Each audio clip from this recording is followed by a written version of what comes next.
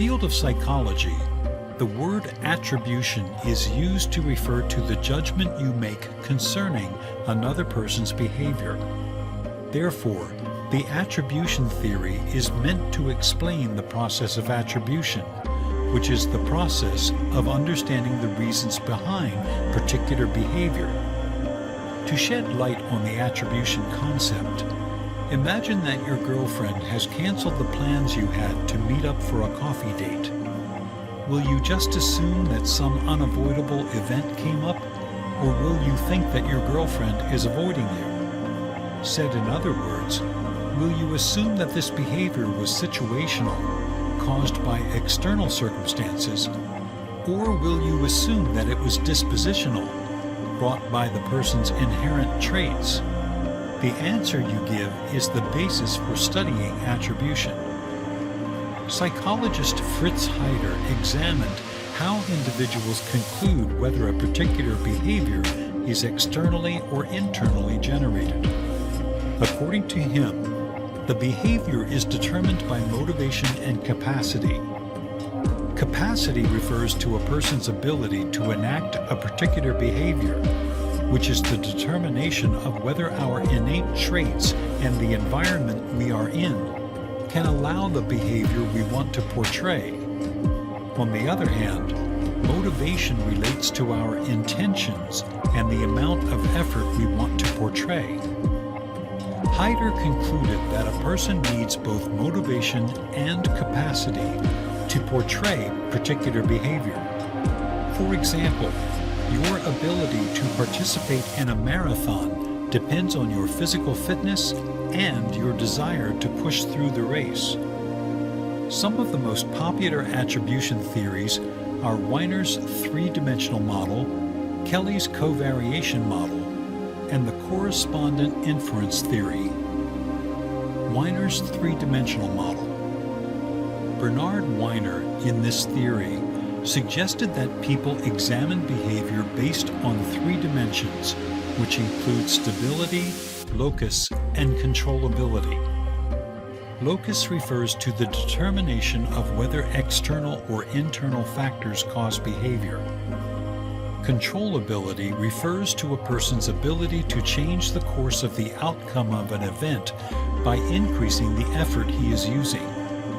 Stability refers to the likelihood that the behavior will happen again. Weiner suggested that the attributions people make also affect the emotions they feel. For example, people are more likely to feel proud if they think that their innate characteristics, like talent, and not the external factors, like luck, have caused them to succeed. Kelley's covariation model. Harold Kelley claimed that people rely on three kinds of information when trying to decide whether the behavior a person has portrayed was motivated internally or externally. We use distinctiveness, consensus, and consistency. Distinctiveness is the determination of whether a person will act similarly in other environments. If a person only acts a certain way in a particular situation, then his behavior will only be attributed to that situation and not to the person. The consensus is the determination of whether other people would act the same way if they were placed in a similar situation. If other people are likely to behave in the same way, then the behavior does not indicate the individual's unique innate characteristics. Consistency refers to whether a person would act the same way in the same situation every time the event occurs. If the behavior observed is different from one time to the next, then it is difficult to attribute specific behavior to the individual. Based on this analysis, whenever the levels of consensus, distinctiveness, and consistency are high, the behavior is attributed to the situation. Let's see this in an example. Imagine your husband John likes muffins so much. All of your friends also like cupcakes, high consensus. John likes all kinds of pastries, high distinctiveness. and John has loved all kinds of muffins he has ever tried. High consistency. The information we have here suggests that your husband John's behavior of liking muffins is the result of a specific situation or circumstance. Muffins are generally liked, and not because John inherently loves cupcakes. In cases where the consensus level is low, the distinctiveness level is low, but the consistency level is high, then we can conclude that the behavior is particular to the person. Let's see another example. Suppose you want to see which of your children would want to go camping with you, and you find out that none of your other children like their camping experiences.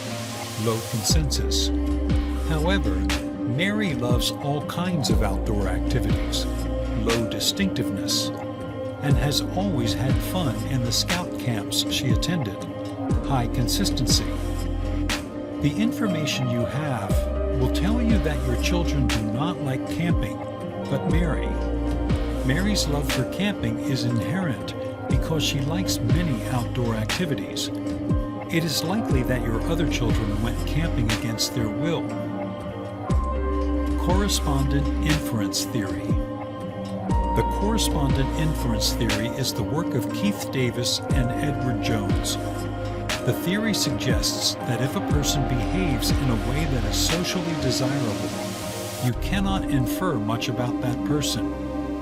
For example, if you borrow your friend his pencil and he hands it to you, you cannot infer much about the friend's character because many people would have acted in that same way in a similar situation. However, if you borrow the pencil and your friend refuses to let you have his pencil, you are likely to make an inference about his character because it is not in line with the socially desirable response. The theory also suggests that not much about an individual's internal motivation can be inferred if the individual is acting in line with a particular social role. For example, the job description of a salesperson or a receptionist requires him or her to be outgoing and friendly in the job context. Since this behavior is a requirement at work, you cannot then start saying that the outgoing personality and the friendliness are a part of that individual's innate traits. Reasons behavioral interpretation could go wrong. People are prone to biases that affect or cloud rational thinking and the accurate interpretation of behavior. The underlying reason for this is limited exposure because people's interpretation of motives is based on experience and intuition. The more a person observes behavior, the better he will be at interpreting behavior. However, things could still go wrong due to the following 5 reasons. People interpret behavior based on personal perspectives. Most people believe that their ideas are always right.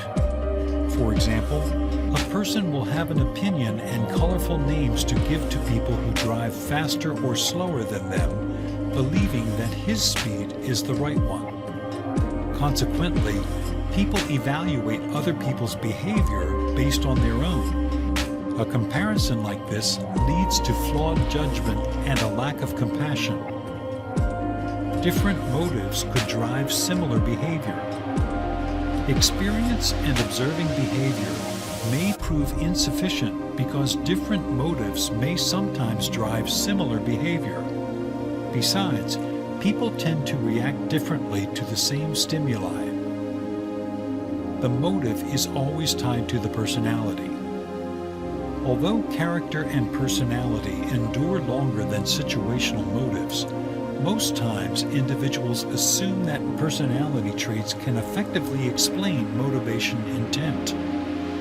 The fact is that personality may sometimes be used to foretell how a person will react under particular circumstances. But the integrative nature of motivation may counter the predictability of personality. Sometimes there will be factors that will override typical behavior patterns, such as when an introvert becomes the life of the party. many people do not understand their own motives. Interpreting motives is distorted because, unlike the physical attributes, preferences, beliefs, and dispositions cannot be examined directly. Even more complicated is the fact that we assess other people's motives based on the behavior and information we have received from others or how people portray themselves publicly. The problem with this analysis, however, is that most people do not behave in public as they do in private, which further complicates motive interpretation. The aspect of social desirability further complicates the analysis, which means that some behaviors will be more acceptable culturally than others. It is also true that some people deliberately change their behavior to meet societal expectations. Emotions disrupt or disguise normal behavior. Guided by emotions, it is easy to misinterpret motives. When people are emotionally stained, their response patterns change. Sometimes the mind will succumb to the perception of stress, pressure, strain, discomfort, and happiness, and inevitably, their normal psychological and physiological patterns are distorted by the prevailing emotions. Accurate interpretation of behavior needs you to realize that environmental factors will always be interpreted subjectively, which activates different kinds of emotions among the people. Positive emotions can lead an individual to go out and look for a target, while negative emotions lead to avoidance.